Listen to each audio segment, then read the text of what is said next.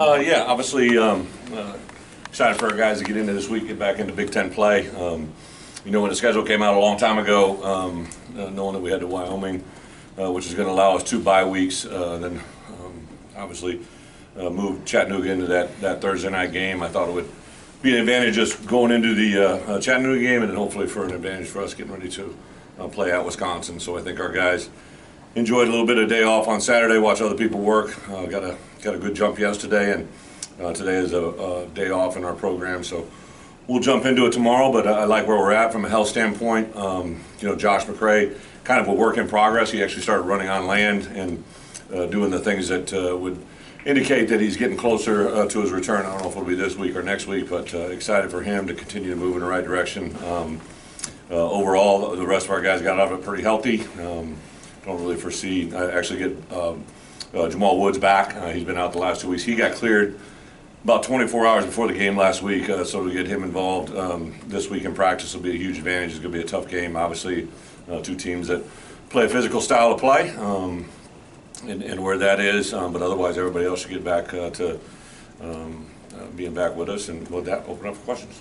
Bret, you talked about these rematch games. I imagine what happened last year, this is going to be one you guys are looking forward to. Why do you think your program is more prepared to play Wisconsin now? I think just the general work in progress, but this is going to be a great one, right? So this is week 5, rematch 2.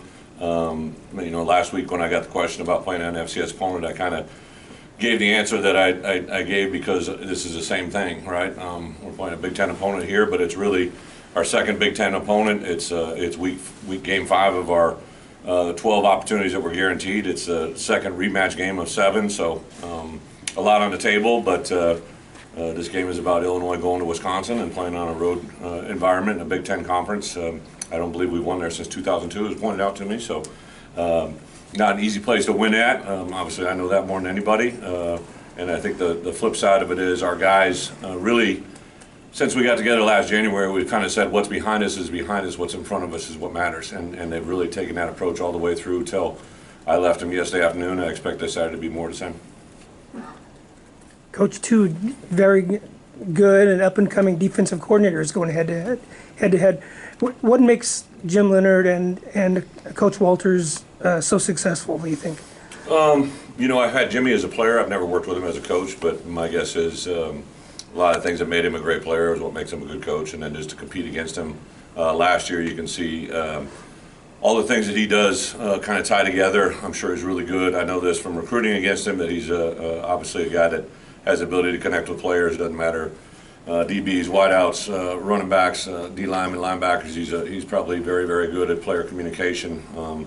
He's his own man. I don't think he does anything different than the things he believes in. Obviously, I've worked with Ron. I never knew him as a player, but my guess is some of the things that I've seen from him as a coach are probably what made him a good player as well.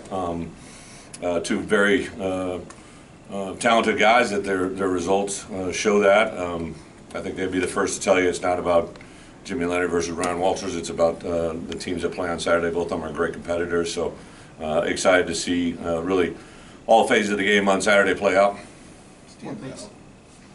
What stands out about the way your defense has kind of embraced this getting off the field on 3rd down? I seem to have a lot of success in defense. What stands out there? Well, again, it starts by what they're taught and what they're coached. But some really good players. I just think, during the bye week, I took a look at our roster and, projected roster for obviously the rest of this year, but also in the years to come, because that directly affects how you recruit, right? And, up front you have, really a 3-man rotation at defensive end that's pretty solid, pretty deep. 2-man to 3-man rotation at nose guard.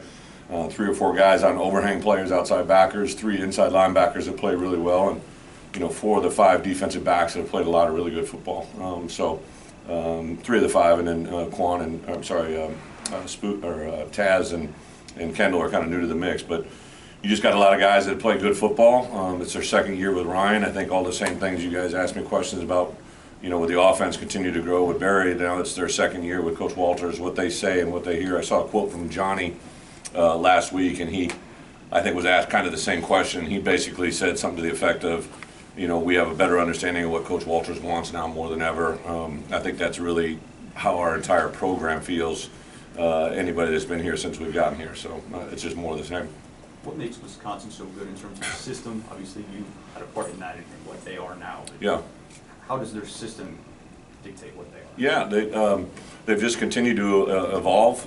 I think when I got there as a defensive coordinator, they ran a certain style of offense, and then when I took over, we transitioned. Although Paul had been there 1 year, we really changed out everybody offensively on the staff, and then brought in an entire new defensive staff. So there was transition there, and then I think when I left, that brought in a new group of coaches with Coach Anderson, but more importantly, Dave Aranda started that transition to the 3 down that they run today. And Dave was there for a while, established himself obviously in that system that got him future opportunities. And then when Paul came in, the evolution to Jimmy has kind of been a spin-off of that. I think offensively, even when we were there, Paul and I were together, it was, we constantly had to go back and, listen to all the run, but it was a really, our good teams were balanced. They were a 200 run, throw on 200 catch running. And, then I think the other thing that just, that environment, Madison is a sold out crowd. One of the things that really jumped out to me when I left Wisconsin to go to Arkansas, I never had to really sit in a meeting and listen about ticket sales or the ability to pack the stadium when I went to Arkansas. And then obviously when I came here, it was just kind of a foregone conclusion that the crowd was going to be there, they're going to show up, and it was going to be sold out. So that's one of the things that really, I don't think people have an idea that in an environment like that, how ideal that is to play in front of week in and week out. In a lot of places. Along with that, you have a small group of guys who have actually played at Camp Randall with fans. Like, what do you tell them about how to brace for that? Well, a couple different things. The good news is, kind of like when we went to Penn State in Minnesota last year, we knew we were walking into a hostile environment. Penn State has over 110,000 that we were walking into. Every stadium's a little bit different, but we have been able to have success at stadiums when we were the visitors. So I know they've done that already. Camp Randall is a unique stadium. It's very vertical, so it's very loud. They've obviously redone the one end zone, so I'm excited to see that. I haven't seen it.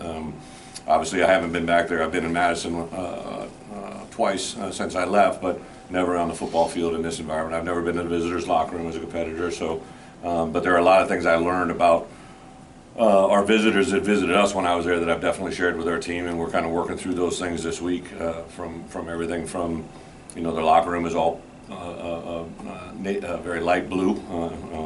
It's not quite pink, but it's light blue. It's very nice. It's a big locker room, a lot of space, a lot better than I would say most of the majority of the Big Ten Conference visiting locker rooms. It's one of the better ones, it's a first-class stadium that should bring a lot of fun to the kids to visit. Starts a stretch of 4 games in division. Is that part of the talking point with the team at all, or is it kind of similar to what you were talking about last week with it's just the next team? Yeah, good point. We've really kind of broken it down to the way the schedule laid out was we were going to play 3 games. One of those was going to be a Big Ten game, take a bye week, come back, play Chattanooga, then 3 divisional opponents, take a bye week, come back and play 5 Big Ten, with a couple of those being a crossover at the beginning and the end, like start with Nebraska and end with Northwestern. So however you want to dice it, we're through 4, so we're a third of the way through the total number of guaranteed. But we do have a stretch run here of 3 teams that I think as you look at them in the Big Ten Conference, a lot of people look at them as kind of the more physical group of opponents that you'll play between Wisconsin, Iowa, and Minnesota, all 3 back-to-back. So, but our guys really do just focus on, we have a 1-0 mantra every week. We're just trying to do what we have to do to get through this week to get 1-0 on Saturday, and then we kind of reset the focus, and our guys have really bought into that. I would imagine a lot of people are focusing on Chase as the nation's leading rusher, but do you get a sense that the other 10 guys on offense take some pride in that, especially with the guys up front? I think our team takes a lot of pride in how our guys play.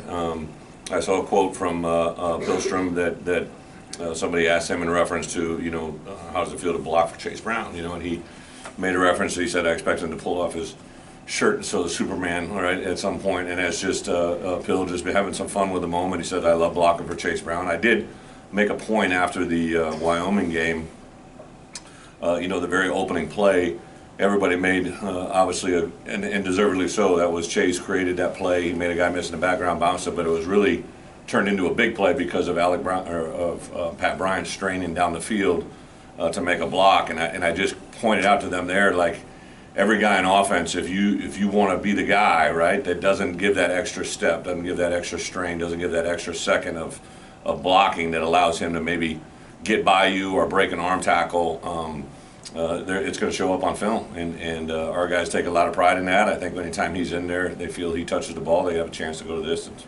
When you were at Wisconsin, you had a bunch of the really good running backs. Looks like they got another one now. What do you think about this guy? One of the things that NFL teams like to do is they love to have comparisons, right? So I learned that when I was in the league, like, so this offensive lineman, who does he remind you of, right? And on this tight end, who does he remind you of? So I obviously naturally get the comparison Chase to any of my previous running backs. And, I think he's a blend. Chase is his own unique animal. I've had very fortunate. I remember playing in a Rose Bowl game where my top 4 running backs eventually played in the NFL, first-round draft picks, third-round draft picks. Chase has something that not a lot of guys have. Chase has an incredible burst, so he can literally burst through a hole and show short area quickness. He also has long stride strength, right, which means he's long stride speed. He has the ability to pull away and create a big play.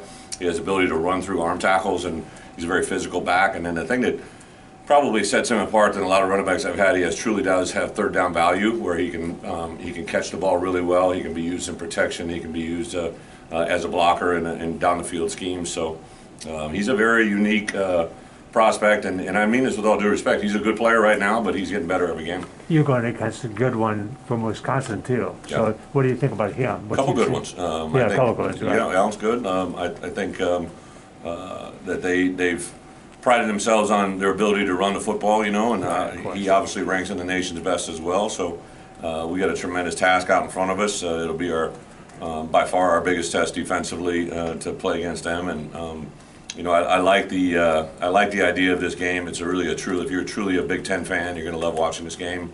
I think we've made strides from where we were a year ago, but that's only going to be determined by what you see on the field. Coach Lenny told us that he thinks the team is beginning to establish an identity. What do you think that identity is? Is it the identity that you envisioned? Coach Lenny, you talking about offense or Yeah, is it a general question? well, offense, yes, but from your perspective with the whole team too. Yeah, I think any team, as it starts the season, they take an identity of their own. Last year we had a really strong group of, 5th and 6th year seniors that had their personalities come out. Doug Kramer was a very strong personality. Jake Hansen was a very strong personality. And I think you saw those guys in particular on both sides of the ball. We had 2 kickers that, in my coaching career, are 2 of the better ones, combination platters I've ever been around. So the team really, I think, grew to those personalities and players. This year I knew we had a host of good players coming back, but now you have Palcho, who has a different voice, Pilstrom. I think Julian Pearl has a really big voice in the offensive line.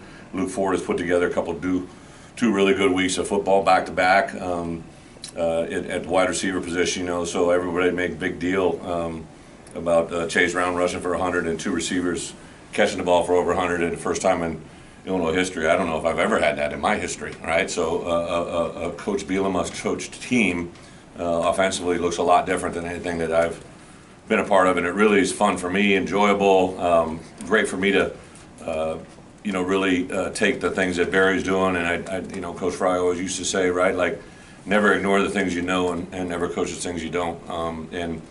So this learning curve as a head coach with an up-tempo offense, the way we practice, the way we game plan, the way we strategize, has been a lot of fun. And then I think even like this morning, I was with the defense staff for about a half hour about different techniques up front that we kind of put together as a defensive collective group and talk about how they could apply to our game plan this week. And then, to be really honest, special teams coordinator with Coach Snyder, he and I working together this year with special teams has been a lot of fun in the return game and different aspects that we're using in special teams. So it's really just been a year that's been a transition, and we're 4 games into it, and I'm excited to see where 5 goes. You see what have been able to do, running the ball and throwing the ball, maybe just better complementing each other this season?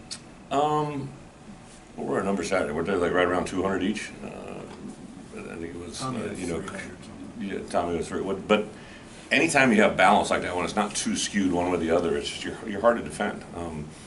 I believe we had over 18 plus plays of 10 yards or more. When you have that many plays of 10 yards or more, you're explosive, and that's a very, very hard thing for a defense to, okay, we got to stop this, we got to stop that.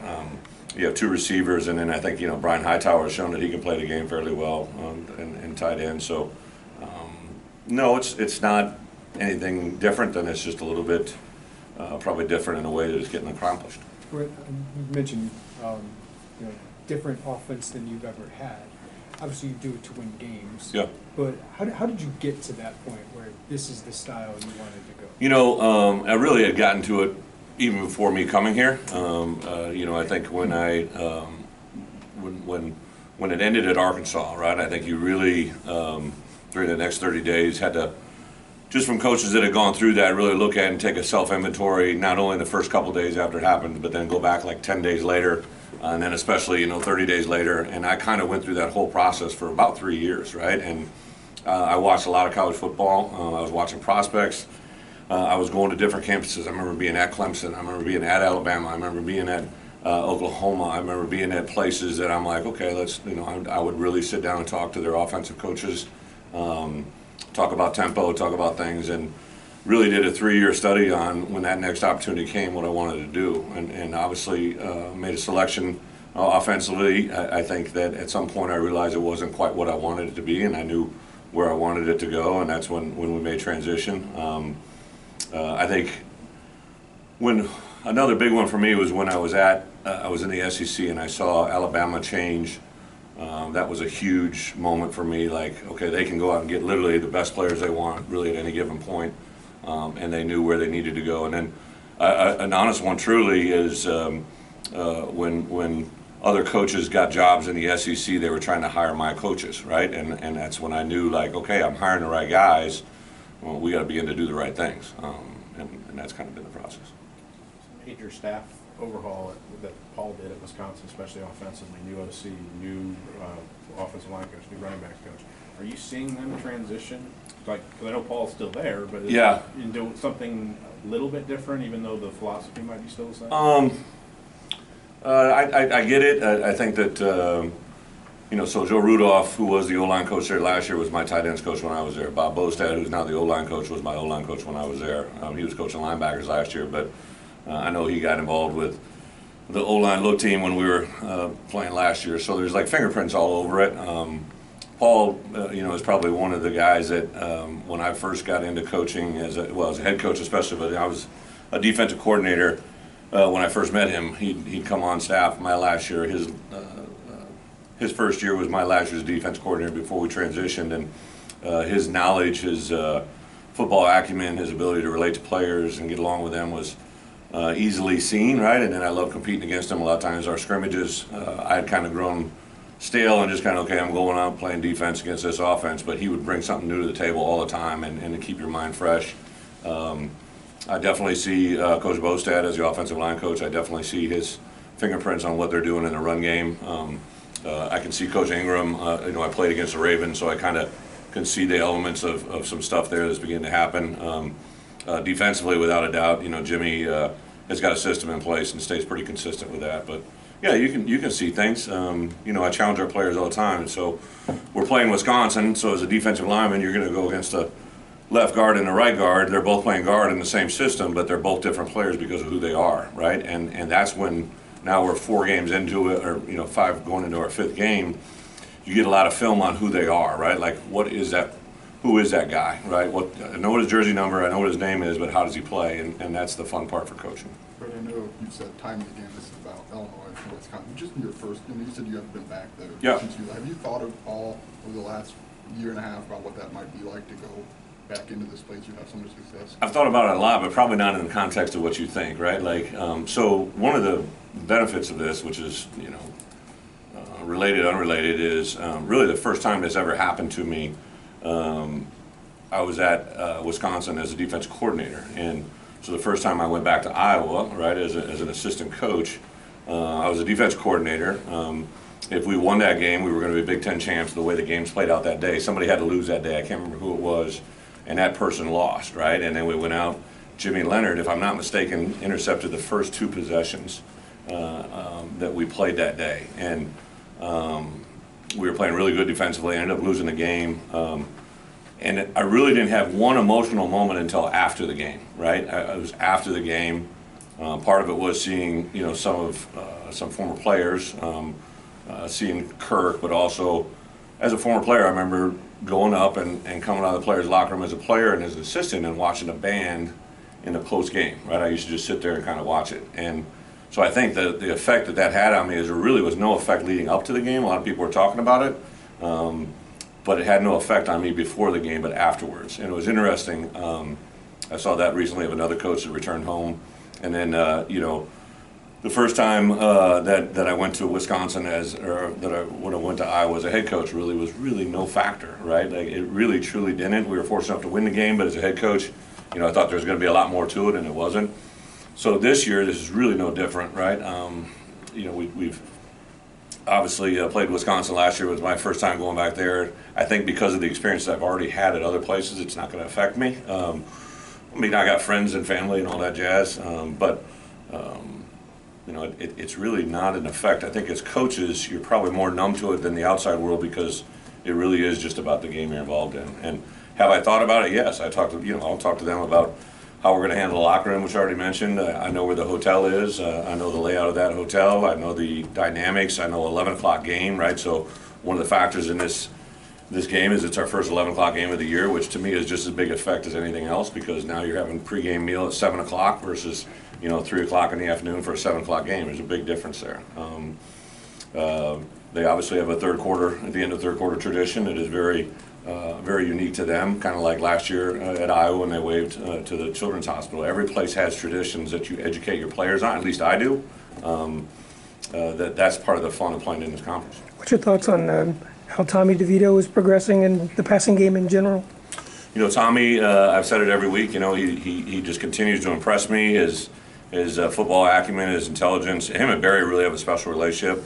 I think Art and RJ in particular, the knowledge and power those three quarterbacks share together because they're hearing an offense for the first time too and kind of working off of it.